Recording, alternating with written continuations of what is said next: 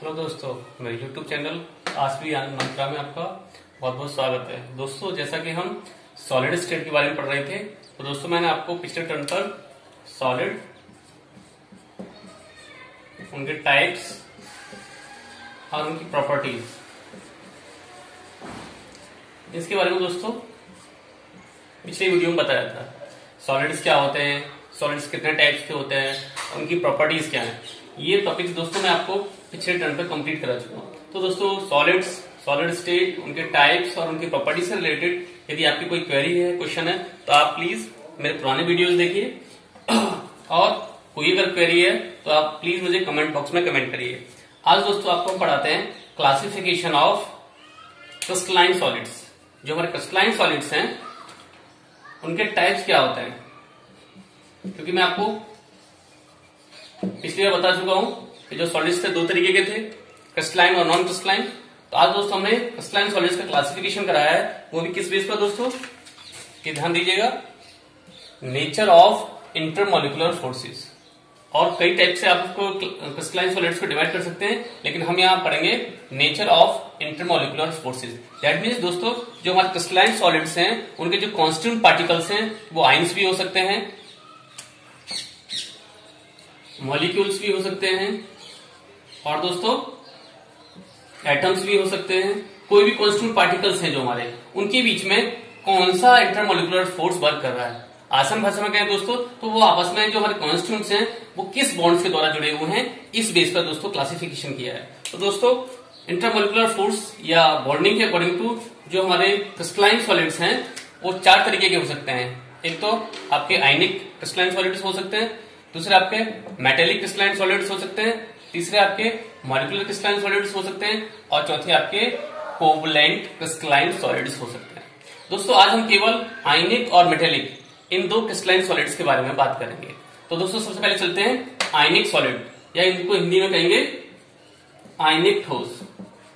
क्या कहेंगे दोस्तों, आयनिक ठोस। तो दोस्तों इस तरह से इन्हें आयनिक ठोस कह सकते हैं या आयनिक सॉलिड्स कह सकते हैं। जैसा दोस्तों इनके नाम से पता चल रहा है आयनिक सॉलिड्स, दैट मीन्स दोस्तों इनके जो कांस्टेंट पार्टिकल्स होंगे वो क्या होंगे, आइंस होंगे। तो इस तरह से कोई भी सॉलिड्स जो कि आयन से मिलकर के बने होते हैं या इनके कांस्टेंट पार्टिकल्स क्या होते हैं, आइंस होते हैं, वो हमारे क्या कहलाते हैं, आयनिक सॉलिड्स कहलाते हैं। जस्ट लाइक NaCl है,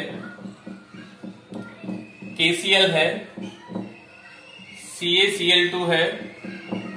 इस तरह से दोस्तों और भी जितने भी आपके आयनिक कंपाउंड्स हैं वो सभी किस में आ जाएंगे, हमारे आयनिक सॉलिड्स के एग्जांपल में आ जाएंगे। क्योंकि दोस्तों इनकी आप कांस्टेंट पार्टिकल्स देखेंगे तो क्या होंगे, आइंस होंगे। जैसे NaCl है तो NaCl में आप देखेंगे तो क्या आइंस होंगे, एक Na+ होगा, दूसरा क्या होगा, Cl नेगेटिव होगा। तो इस तरह से दोस्तों जो भी हमारे इस तरह के सब्सटेंस हैं जिनके कांस्टेंट पार्टिकल्स, जिनके अवयवीकरण क्या होते हैं, आइंस होते हैं, वो हमारे क्या कहलाते हैं, आयनिक सॉलिड्स कहलाते हैं।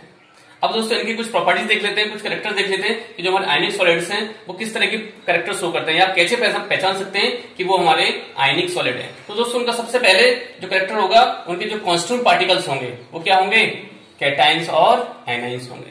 दोस्तों जैसे मैं आपको ऊपर बता चुका हूं कि जो भी हमारे आयनिक सॉलिड होंगे उनमें क्या होंगे, आइंस होंगे। तो या तो उनमें पॉजिटिव आइंस होंगे और नेगेटिव आइंस होंगे।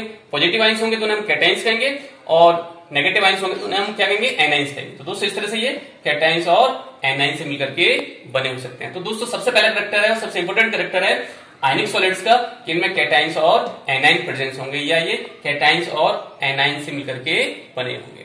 दोस्तों जब ये कैटाइन एनाइन से मिलकर बने होंगे तो इनके बीच में कोई ना कोई फोर्स वर्क कर रहा होगा। और आपको दोस्तों पता है कि कैटाइंस और एनाइंस आपस में किससे जुड़े हो सकते हैं या किससे बॉन्डेड हो सकते हैं, इलेक्ट्रोस्टैटिक फोर्स के थ्रू। तो दोस्तों दूसरा कैरेक्टर हो गया इनका कि जो हमारे कैटाइंस एनाइंस हैं वो आपस में किससे बॉन्डेड रहेंगे, इलेक्ट्रोस्टैटिक फोर्स के थ्रू या कूलाम फोर्स कहते हैं। तो दोस्तों इनके बीच में बहुत ही स्ट्रॉन्ग इलेक्ट्रोस्टैटिक फोर्स या कूलाम फोर्स वर्क करता है, इसलिए दोस्तों ये क्या रहते हैं, बहुत ही टाइटली पैक्ड रहते हैं।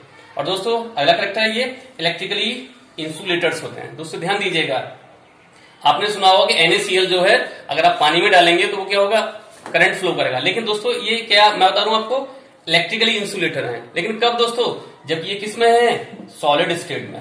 कब है दोस्तों, सॉलिड स्टेट में। तो जब ये सॉलिड स्टेट में होंगे उस समय ये प्योर इंसुलेटर की तरह वर्क करेंगे, इनमें करंट फ्लो नहीं होगा।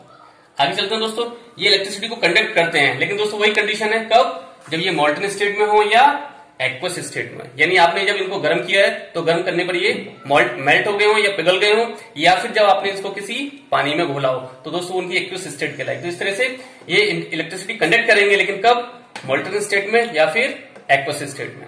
आगे चलते हैं दोस्तों, ये हमारे कैसे होते हैं? सॉलिड होते हैं, कठोर होंगे, हार्ड होंगे और ब्रिटिल होंगे। सॉलिड हार्ड तो दोस्तों आप जानते हैं, एक बार ब्रिटिल को बता दूं। ब्रिटिल्स क्या होते हैं?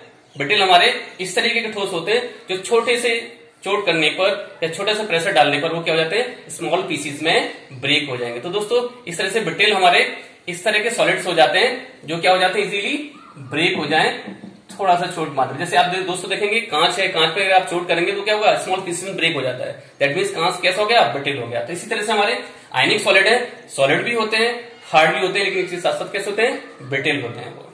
नेक्स्ट चलते हैं दोस्तों, ये हाई एमपी और बीपी प्रोसेस करते हैं। दैट मीन्स इनके जो एमपी और बीपी हैं, मेल्टिंग पॉइंट और बॉइलिंग पॉइंट्स हैं, वो क्या होते हैं दोस्तों? हाई होते हैं। क्यों? ड्यू टू इलेक्ट्रोस्टैटिक फोर्स, क्योंकि इनमें स्ट्रॉन्ग इलेक्ट्रोस्टैटिक फोर्स पाया जाता है, इसलिए दोस्तों इनके एमपी और बीपी क्या होंगे? हाई होंगे। तो दोस्तों इस तरह से आप किसी भी आयनिक सॉलिड्स को पहचान सकते हैं कि उनके कांस्टेंट पार्टिकल कैटायंस और एनायंस होंगे, वो आपस में इलेक्ट्रोस्टैटिक फोर्स के द्वारा जुड़े हुए रहेंगे, इलेक्ट्रिकली न्यूट्रल होंगे जब वो सॉलिड स्टेट में होंगे, और इलेक्ट्रिकली कंडक्टर होंगे जब मोल्टन या एक्वस स्टेट में होंगे। और दोस्तों के साथ साथ वो सॉलिड होंगे, हार्ड होंगे और ब्रिटिल होंगे। और इनके एमपी और बीपी क्या होंगे दोस्तों? हाई होंगे। अगर दोस्तों आप इनके एग्जांपल जानना चाहें तो जितने भी आपके आयनिक कंपाउंड्स हैं वो सभी इसके एग्जांपल में आ जाएंगे। NaCl है, KCl है, ClCl2 है, ये सब हमारे आयनिक सॉलिड्स में आएंगे। आगे बात करते हैं दोस्तों मेटेलिक सॉलिड्स की। ये भी एक इंपोर्टेंट बहुत सारे सॉलिड्स हैं जिन्हें हम धात्विक सॉलिड भी कह सकते हैं। क्या कह सकते हैं दोस्तों? धात्विक ठोस। जैसे नाम से पता चला दोस्तों, ये सभी क्या होंगी? हमारी धातुएं होंगी। जितनी भी आपकी धातुएं दोस्तों आप जानते हैं पीरियोडिक टेबल में S ब्लॉक, D ब्लॉक और F ब्लॉक, इन तीनों ब्लॉक के तत्व जितने भी हैं हमारे, वो सब क्या है? प्योर मेटल्स हैं। P में भी कुछ मेटल्स हैं दोस्तों, लेकिन ये S, D और F ब्लॉक के जितने भी तत्व वो सब क्या होते हैं? धातुएं होते हैं। और ये भी दोस्तों क्या होते हैं? सॉलिड स्टेट में होते हैं। तो इनके भी कुछ स्पेसिफिक कैरेक्टर्स हैं, ये आखिर किस तरह से आपस में जुड़े हुए रहते हैं तो इनको भी समझ लीजिए दोस्तों। They are made up of metallic ions. ये किससे मिलकर बने होते हैं दोस्तों? मेटेलिक आयन से मिलकर बने हुए थे। ये जो मेटल्स हैं, इनके जो फ्री इलेक्ट्रॉन्स हैं दोस्तों, वो इसके सराउंडेड इलेक्ट्रॉन सीज के रूप में प्रेजेंट रहते हैं, और हर एक आयंस पर पॉजिटिव आयंस प्रेजेंट रहता है। तो इस तरह से दोस्तों इनके जो कांस्टेंट पार्टिकल्स हो गए वो क्या हो गए? मेटेलिक आयंस हो गए। ये दोस्तों इनके प्रॉपर्टीज देखें, ये गुड कंडक्टर्स होते हैं किसी भी कंडीशन में, वो चाहे सॉलिड हो, चाहे लिक्विड हो, चाहे गैस हो या मोल्टन स्टेट कोई भी हो, सभी कंडीशंस में गुड कंडक्टर होंगे। किसके? हीट और इलेक्ट्रिसिटी के, due to the free electrons. किसके कारण दोस्तों? फ्री इलेक्ट्रॉन्स के कारण। तो दोस्तों इसके ऊपर कोई भी क्वेश्चन बनता अगर आपको कि जो हमारे मेटेलिक सॉलिड्स हैं वो गुड कंडक्टर होते हैं हीट और इलेक्ट्रिसिटी के, तो आप क्या कारण बताएंगे? Due to free electrons. तो फ्री इलेक्ट्रॉन्स के कारण दोस्तों ये हीट और इलेक्ट्रिसिटी के गुड कंडक्टर्स होते हैं। Next, they are lustres. इनमें एक स्पेसिफिक चमक होती है, लाइट होती है, जैसे आप इसको देख करके पहचान सकते हैं। जैसे गोल्ड को आप पहचान सकते हैं, सिल्वर को आप पहचान सकते हैं, आयरन को आप पहचान सकते हैं। तो वो उसकी किससे? लस्टरनेस कैरेक्टरिस्टिक है, उसकी जो धात्विक चमक है उसके द्वारा उसे पहचान सकते हैं। तो ये एक स्पेसिफिक लस्टर वाले होते हैं। नेक्स्ट, हाइयर मेलिएबल एंड डक्टाइल्स होते हैं। दैट मीन्स आप इनके कितनी भी चोट मारिए ये इजीली ब्रेक नहीं होते। इसमें आपको दोस्तों ऊपर बताया था कि ये आयनिक सॉलिड्स कैसे होते हैं? हमारे ब्रिटिल होते हैं, लेकिन दोस्तों ये ब्रिटिल नहीं है, ये मेलिएबल है और डक्टाइल्स है। दैट मीन्स इनको आसानी से चादर के रूप में या तार के रूप में खींचा जा सकता है। तो वो दोस्तों इनका कैरेक्टर क्या कहलाता है? मेलिएबल और डक्टिलिटी कहलाता है। नेक्स्ट दोस्तों, इनके एमपी और बीपी है वो बहुत हाई होते हैं, ये भी बहुत उच्च ताप पर पिघलते हैं और गलते हैं। नेक्स्ट दोस्तों, एक स्पेसिफिक कैरेक्टर है इनमें, ये कलरफुल होते हैं, यानी ये कैटायंस और एनायंस के प्रेजेंस के कारण में जो फ्री इलेक्ट्रॉन्स हैं इनके कारण दोस्तों ये कैसे रहते हैं? कलरफुल कैरेक्टर्स रिप्रेजेंट करते हैं। तो स्पेसिफिक कंडीशन दोस्तों जो हमारे मेटेलिक सॉलिड है वो एक स्पेसिफिक कलर के द्वारा भी पहचाने जा सकते हैं। तो दोस्तों ये हुआ क्लासिफिकेशन ऑफ क्रिस्टलाइन सॉलिड्स, उनमें आयनिक सॉलिड्स के बारे में और मेटेलिक सॉलिड्स के बारे में। नेक्स्ट वीडियो में दोस्तों मैं आपको मॉलिक्यूलर सॉलिड्स और कोवलेंट सॉलिड्स के बारे में बताऊंगा। तो दोस्तों इससे रिलेटेड यदि आपकी कोई क्वेरी है या क्वेश्चन है तो आप मेरे कमेंट बॉक्स में जरूर लिखिए, और मेरे यूट्यूब चैनल आशी मंत्रा को शेयर करिए, सब्सक्राइब करिए और बेल आइकन को जरूर दबाइए। धन्यवाद।